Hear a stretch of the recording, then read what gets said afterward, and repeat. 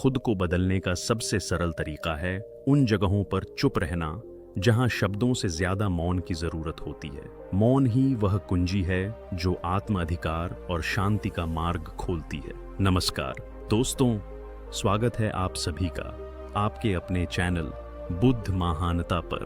तो चलिए बिना किसी देरी के बढ़ते हैं आज की इस कहानी की ओर। बहुत समय पहले की बात है। मगध राज्य के छोटे से गांव में एक युवक रहता था जिसका नाम अंशुमान था। वह बहुत ही अधीर और गुस्सैल स्वभाव का था। छोटी छोटी बातों पर बहस करना और हर बात का उत्तर तुरंत देना उसकी आदत बन चुकी थी। धीरे धीरे उसके इस स्वभाव के कारण लोग उसे कतरा लगे। अंशुमान खुद भी इस बात को महसूस करता था कि उसका स्वभाव उसके जीवन में शांति और खुशियां लाने के बजाय तनाव और अकेलापन बढ़ा रहा है, लेकिन वह समझ नहीं पा रहा था कि उसे स्थिति से कैसे बाहर निकलना चाहिए। एक दिन उसने सुना कि पास के जंगल में भगवान बुद्ध का प्रवचन हो रहा है।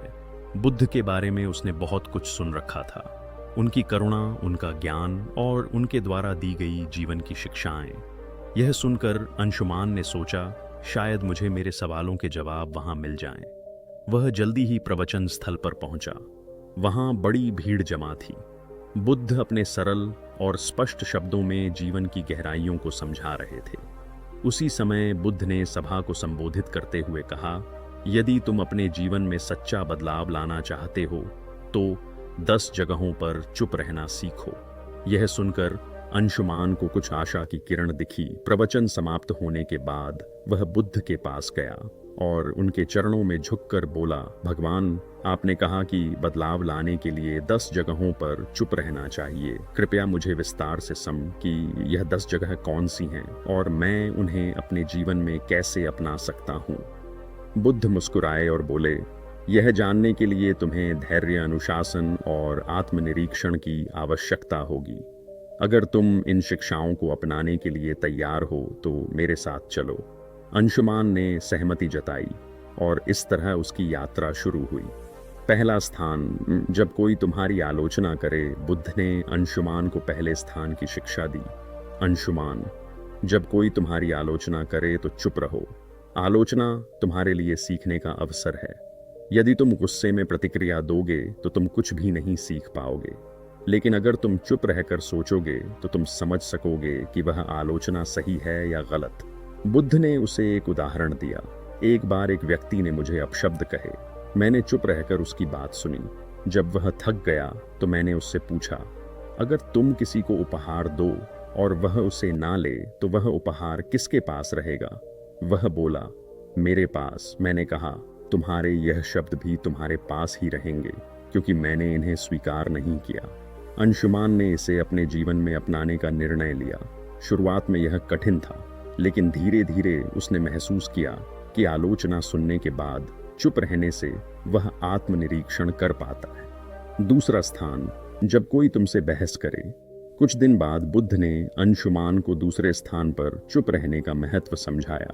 जब कोई तुमसे बहस करे तो चुप रहो। बहस में सच नहीं बल्कि अहंकार की जीत होती है। यदि तुम चुप रहोगे तो तुम स्थिति को बेहतर समझ सकोगे और सही निर्णय ले सकोगे। बुद्ध ने एक किसान की कहानी सुनाई। 2 किसान अपनी जमीन के छोटे से टुकड़े को लेकर झगड़ रहे थे। दोनों का मानना था कि वह जमीन उनकी है। जब मैंने उनसे पूछा कि क्या उन्होंने जमीन अपने साथ लाई थी जब वे जन्मे थे, या क्या वे इसे अपने साथ ले जाएंगे जब वे मरेंगे, तो वे चुप हो गए। इस शिक्षा ने अंशुमान को सिखाया कि बहस में पढ़ने से बेहतर है चुप रहकर समाधान की ओर बढ़ा जाए। तीसरा स्थान, जब कोई गुस्से में हो। बुद्ध ने अंशुमान से कहा, गुस्सा आग की तरह है। यदि तुम इसमें घी डालोगे तो यह और भड़क जाएगा। इसलिए जब कोई गुस्से में हो तो चुप रहो, उसकी गुस्से की ऊर्जा खत्म हो जाएगी। इसके लिए उन्होंने एक कहानी सुनाई। एक राजा ने अपने मंत्री को गुस्से में फांसी की सजा सुनाई। मंत्री ने कुछ नहीं कहा। अगले दिन राजा को पछतावा हुआ और उसने मंत्री को माफ कर दिया। अगर मंत्री उस समय राजा से बहस करता तो शायद उसकी जान चली जाती। अंशुमान ने इसे भी अपने जीवन में अपनाया। चौथा स्थान, जब तुम दुखी हो। एक दिन अंशुमान को किसी बात पर गहरा दुख हुआ। उसने बुद्ध से कहा, भगवान, मैं इस पीड़ा को सहन नहीं कर पा रहा। बुद्ध ने कहा, जब तुम दुखी हो तो चुप रहो। दुख तुम्हारे भीतर के बदलाव का द्वार हो सकता है। चुप्पी में तुम्हें अपने प्रश्नों के उत्तर मिल सकते हैं। बुद्ध ने उसे यह भी बताया कि दुख तुम्हें मजबूत बनाता है, बशर्ते तुम उसे समझने की कोशिश करो। 5वां स्थान, जब कोई तुम्हें उए। बुद्ध ने अंशुमान से कहा, जब कोई तुम्हें जानबूझकर उकसा तो चुप रहना ही सबसे बड़ा उत्तर है। यह तुम्हारी शक्ति और धैर्य को दर्शाता है। उन्होंने एक साधु की कहानी सुनाई। एक बार एक साधु को गांव के लोग परेशान करते थे, लेकिन वह साधु हमेशा शांत रहता था। धीरे धीरे गांव वालों ने उसे तंग करना छोड़ दिया। उनकी चुप्पी ने उन्हें बदल दिया। 6वां स्थान, जब तुम्हें दूसरों की मदद ना करनी हो। बुद्ध ने समझाया, हर जगह मदद करने की जरूरत नहीं होती। जब कोई तुम्हारी राय न मांगे तो चुप रहना बेहतर है। यह शिक्षा अंशुमान के लिए बहुत उपयोगी साबित हुई। 7वां स्थान, जब तुम्हें अपने ज्ञान पर घमंड हो। बुद्ध ने कहा, ज्ञान विनम्रता का आभूषण है। यदि तुम अपने ज्ञान का प्रदर्शन करोगे तो वह खोखला हो जाएगा।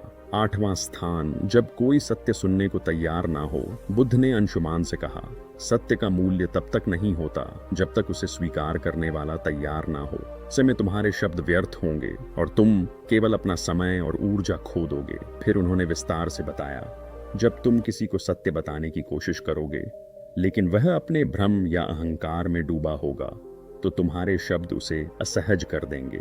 ऐसे समय में चुप रहना ही सबसे बड़ा उपाय है। सत्य का बीज तभी फलेगा। बुद्ध ने अंशुमान को एक कहानी सुनाई। एक राजा के दरबार में एक साधु आया और कहा, राजन, तुम्हारे निर्णय गलत हैं। राजा को यह सुनकर गुस्सा आ गया और उसने साधु को दरबार से बाहर फेंकने का आदेश दिया। साधु ने जाते जाते कहा, सत्य कहने का समय अभी नहीं आया। जब तुम्हारा मन इसे समझने के लिए तैयार होगा तब मैं लौटूंगा।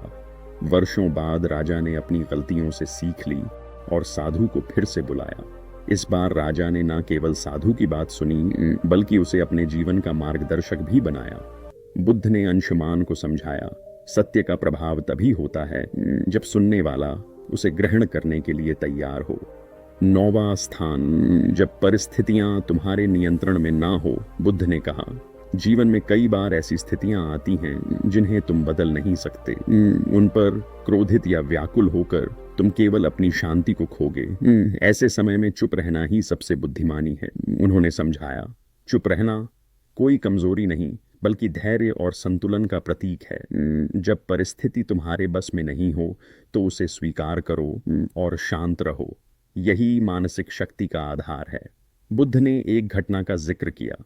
एक बार एक किसान ने बुद्ध से पूछा, मेरा खेत सूखा पड़ा है, बारिश नहीं हो रही, मैं क्या करूं? बुद्ध ने कर दिया, तुम बारिश नहीं बदल सकते, लेकिन तुम अपनी मेहनत को दिशा दे सकते हो। चुप रहो और अपने खेत के लिए वैकल्पिक उपाय खोजो। शांति से सोचो और समाधान खुद आ जाएगा। किसान ने यही किया और जल्द ही उसकी। आज के लिए इतना ही वीडियो, और इस वीडियो को लाइक और सब्सक्राइब करें। फिर मिलते हैं अगले वीडियो में।